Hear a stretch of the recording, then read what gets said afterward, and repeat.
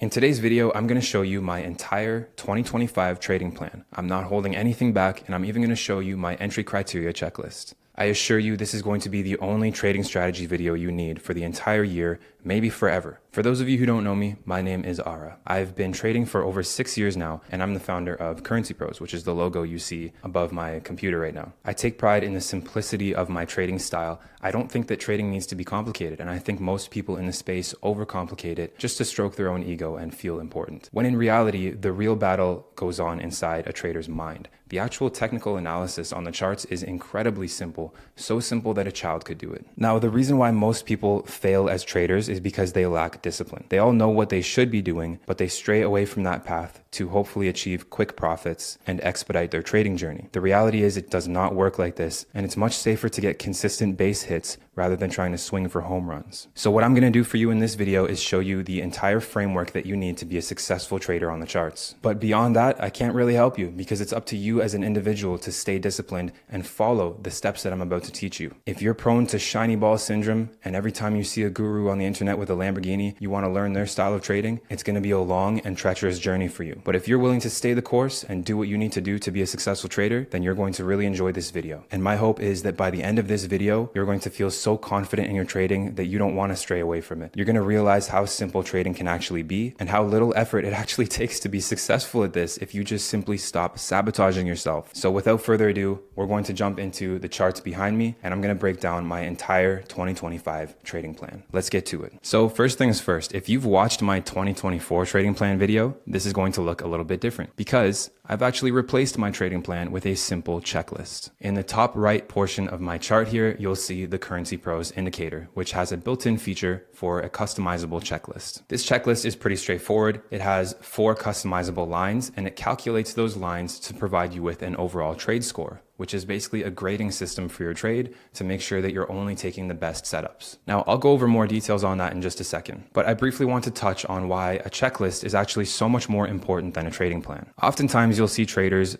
making some elaborate 3-page trading plan with all kinds of obscure details. Every time I see that, I kind of just chuckle a little bit to myself because once you realize how simple trading actually is, you'll realize that all of that nonsense is unnecessary. And it's really just added fluff getting in your way of achieving real results. Now, even from my trading plan video for 2024, the plan itself was extremely straightforward. But I actually removed it and replaced it with this checklist because my plan is even more straightforward than I realized. I have a very specific set of entry criteria, but beyond that, I don't do any form of trade management. I'm not moving my stop loss to break even or taking partial profits or any of that crap. I use the same amount of risk to enter each trade. And with my higher time frame strategy, I don't care about sessions. I don't care about timing. All of that stuff is completely irrelevant to me. So with that being said, what's the point of having some drawn out elaborate trading plan when I can replace it with this simple, subtle checklist that's on my chart at all times, in front of my face at all times, ensuring that I'm only getting involved in the best possible setups and that I'm not straying away from what I know I have to do. So now that I've got that little rant out of the way, let me explain my trade criteria. And then after I do that, we're going to get into some examples. And near the end of the video, I'm going to show you the change that I'm making from last year's video and what I'm going to be implementing in my trading to be a more active trader while still maintaining that simplicity that you're used to seeing from me. So definitely stay tuned for that. You're not going to want to miss it. Now, for the entry criteria itself, as you can see, I have higher time frame alignment, a liquidity sweep, a break of structure plus imbalance, and a 71%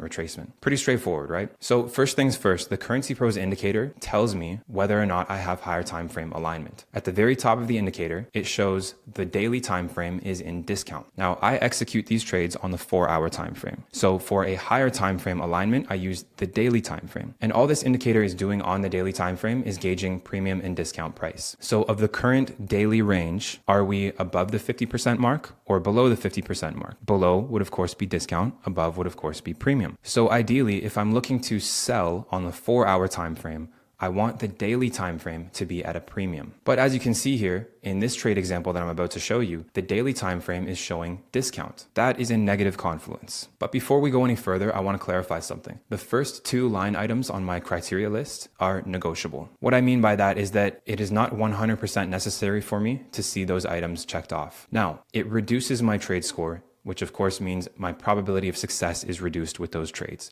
If, for example, the higher time frame alignment and the liquidity sweep are missing, and I only have my latter two checklist items checked off, my trade score would be brought down to 50. So let me pull up the settings and I'll show you what that looks like. If I deselect the liquidity sweep, it's going to put a red X there as well, and my trade score is now 50. That doesn't mean that it is a bad setup, and it doesn't mean that it's going to be a losing trade. What that means is that my probability of success is reduced. So I need to judge whether or not I'm willing to risk my hard-earned money on this trade. When all four are checked off, that is what I call an A+ setup. It gives me a 100% trade score, and that's what I like to see. Obviously, that is ideal, but market conditions aren't always ideal. But for an experienced trader, there is still opportunity there. Now, for a beginner, using the Currency Pros indicator or using their own custom checklist or written checklist physically, I would recommend only taking the A+ setups that fit every single criteria item on your list. Now, let me go back to the settings and deselect the higher time frame alignment, because in this trade example that we're about to discuss, that piece of criteria is missing, unfortunately. Now, the next thing on my list is a liquidity sweep. I've already gone ahead and annotated that right here. And basically, a liquidity sweep is what's more commonly referred to as a fake out. This is basically a false move in a certain direction to induce early buyers or sellers, thus liquidating their money back into the market, which provides fuel for the next move to occur. I put that in very simple terms. I do have a full video on liquidity on my channel, so make sure to check that out if you need some more clarification on what that term actually means. But basically, this here is the liquidity sweep because it was a false move to the upside that didn't actually continue.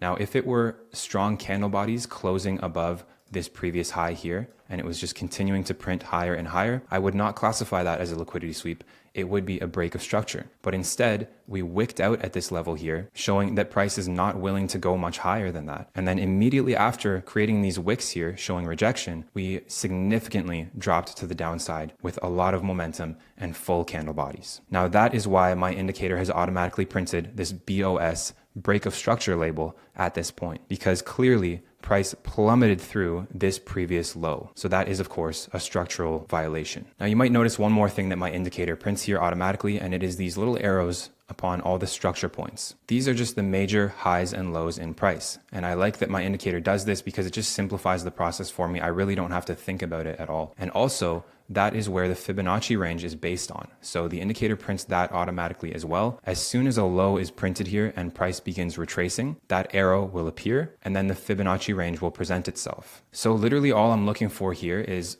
once the structure points are solidified and the range is presented to me, I look to see if my entry level of 71% is landing nicely on the imbalance that has been produced. And that leads me to my next line item on the checklist, which is break of structure plus imbalance. We've already established that we had a strong break of structure here, right? And the imbalance is right here. I hope you all can see it because I keep it pretty faint on my charts. It's just that light gray box next to that bearish candle. Now, just to clarify what an imbalance is, the name is pretty self-explanatory actually. There's an imbalance between buyers and sellers. Rather than all the candlestick bodies and wicks touching very closely and being closely consolidated like you can see with all of these, instead, between this candle here, and this candle here, we have a large gap in the middle. It's not necessarily a gap in price, but it was a period of time where only selling pressure was occurring and it was just plummeting to the downside. Now, whenever that happens, and these wicks from the previous candle and the candle that followed that, if they're not touching and filling in that imbalance, that means that it's highly likely in the near future price will come back towards that imbalance to fill it. Full disclaimer, that is just my interpretation of it. I'm not claiming to be the creator of this concept or to know it better than somebody else. This is just how I visualize it and how I process it in my own head. So again, when this imbalance presents itself, it tells me there's a high probability price is going to trade towards it to fill it in. I'm just going to draw it here to visualize the filling in effect. That's what I anticipate price to do. So with that being said, if my 71% entry zone lands on that imbalance or in the general area of it, that gives me a strong conviction that my order is going to be activated. Now, one thing to mention here, in this selling scenario, if the imbalance was located above my 71%, that would be a little bit worrisome. It wouldn't necessarily disqualify the trade, but it's definitely not the best thing to see because, as I said, the imbalance acts as a magnet to pull price in towards it. So if it's above my entry zone, that means there's a high chance that price is going to go past my entry into drawdown just to fill that imbalance. And then maybe it'll go into profit. But at that point, it's so close to my stop loss that it would make me uncomfortable. But in this scenario, the majority of the imbalance is actually below my 71% entry, and that line actually lands nicely on a portion of the imbalance as well. So pretty much everything checks out here. The only thing I'm missing is that higher time frame alignment, which you can see has been deselected from my checklist, giving me a 75 trade score instead of 100. But regardless, it is a valid trade setup to take. So what I'm going to do now is go ahead and play this forward on TradingView's replay mode. I'll show you execution proof though that I actually took this trade, just so you don't think I'm making this up just for the sake of, cherry picking an example for YouTube content. So there you have it. That is the completed trade. It actually just hit take profit this morning, or last night while I was sleeping, I believe. But let me explain the price action that occurred once the trade was activated. You can see that price wicked into the entry zone right here. I actually missed that entry because I got to this opportunity a little bit late. So price was melting into what would have been profit for me. And basically at that point, when I saw this bearish rejection to the downside, I set an order then at the 71% retracement, hoping that price would come back up and sweep liquidity from this newly created high. So just to clarify, this wick right here, I was hoping that price would come back up and sweep liquidity from that high, activating my order that I just placed at the 71% and, hopefully going into profit at that point. So I actually got involved on this wick right here, that bullish candle wick. That's where I was entered into my order. Now, from that point, I experienced some pretty decent profit. It went almost halfway towards my take profit, and then unfortunately reversed all the way back up. Now at this point in time, I'm not gonna lie, I was a bit concerned. Now I don't risk too much on my trades, so if it ended up hitting stop loss, taking out this high, it wouldn't have been a big deal to me. It's just part of the game. But thankfully, price started wicking out right here and then rejecting to the downside.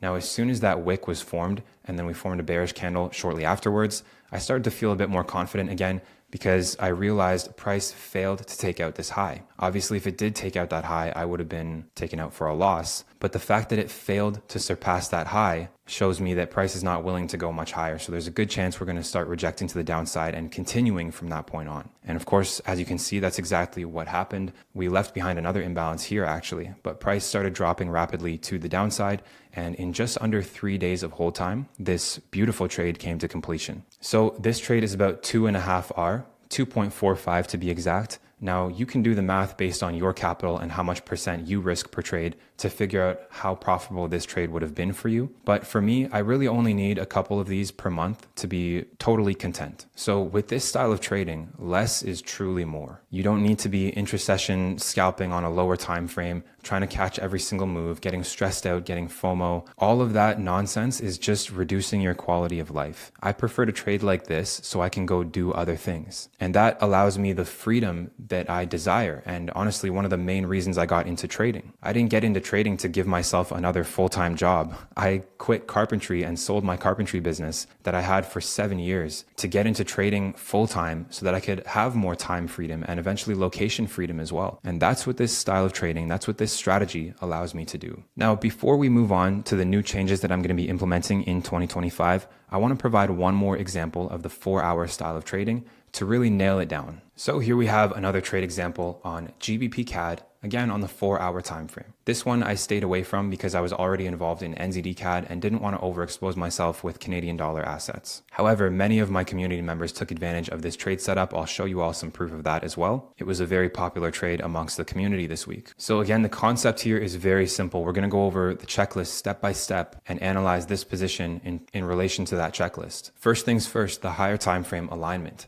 On this setup, the higher time frame alignment is present. The daily time frame, as you can see, is in premium, which means it's above 50% of its current range. That's a great sign if we're looking to sell on the 4-hour time frame. So that's definitely a positive confluence right there. Now, next up, we have a liquidity sweep. Well, let's take a look at this for a second. We don't really have a liquidity sweep in the range that we're looking to trade. There could be an argument for this, that there's a liquidity sweep back here. Obviously, that was a false move because price failed to trade higher and eventually broke structure to the downside. But just to be as accurate as possible, I'm going to actually deselect the liquidity sweep from the checklist because in the current range that we're looking at, there was no clear liquidity sweep. As you can see, the range starts from here and goes down to here. Prior to that, there was nothing really to consider. So I'm going to go ahead and open up the settings for the Currency Pros indicator, scroll down to the bottom of the manual checklist, and deselect liquidity sweep. So again, instead of a 100 trade score, this is now a 75 trade score, which is not a deal breaker, but of course it does reduce the probability of success. Now, next up, we have break of structure plus imbalance. we can clearly see we have both of those, right? We saw a very, very impulsive move to the downside, leaving behind a significant imbalance between these points right here. That is a huge sign that price is going to fill the imbalance, which lands pretty nicely again on the 71% retracement. Now, just to clarify, many of you are probably going to ask, why do I use the 71% retracement? Well, I've experimented with a few different levels, and basically it is a rounded up version of an existing number within the Fibonacci sequence. The Fibonacci sequence was not created by any sort of trader. This is something that has been around for centuries. And I actually don't use the Fibonacci tool on TradingView as an indicator. I use it as a measurement tool. So I'm not taking trades based on the Fibonacci levels. I'm just simply framing my stop loss, my entry, and my take profit based on those levels. So I've tried different levels such as the 67%, the 75%, and a while ago I even tried the 79%. I've back tested and forward tested and live tested all of those levels. And I've just found that the 71% is a good balance for me between getting involved in more trades and having a decently sized risk to reward ratio. I just find that the 71% works best for me. Obviously, if you get involved at the 67%, you will have a reduced risk to reward ratio, but you'll get involved in more trades. The higher you go in those Fibonacci numbers and the more you increase that risk to reward ratio, the more trades you're going to miss. So when you do get involved in trades, it's going to be very profitable, of course, but there's almost no worse feeling in trading than missing a trade that ended up going in your direction. So I find the 71% to be a great balance between all of those points that I just mentioned. Now, with that being said, that obviously checks off the next part of the checklist here, the 71% retracement.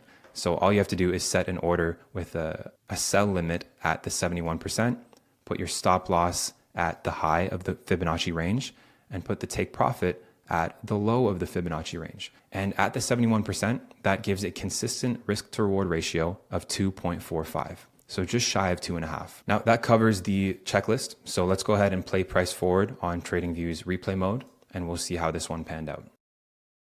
There you have it, a beautiful, beautiful example of the 4-hour swing strategy that is so simple, mechanical, and easily repeatable. Just to answer another question that I'm sure I'll see in the comments if I don't say this, regarding news events. Many day traders and scalpers are very in tune with fundamental news events because they create such volatility in price. There's often what's called a whipsaw effect, which is a spike in both directions before price actually takes its intended course. Now, for day traders and scalpers, I can completely understand why this is a topic of concern, but for swing traders who have stop loss sizes of 50 to 100 pips, it's pretty irrelevant. It is extremely, extremely rare where I am in a trade that is negatively affected by a news event. And what I mean by that is typically the news event just accelerates what was going to happen anyways. It would have to be some sort of unprecedented catastrophic event or economic news release that would trigger the actual direction to change. So again, typically it's just an accelerator of what's already going to happen. So if I lose a trade based on a news event, that trade was likely to lose anyways. And conversely, if I win a trade based on the momentum that was created from a news event,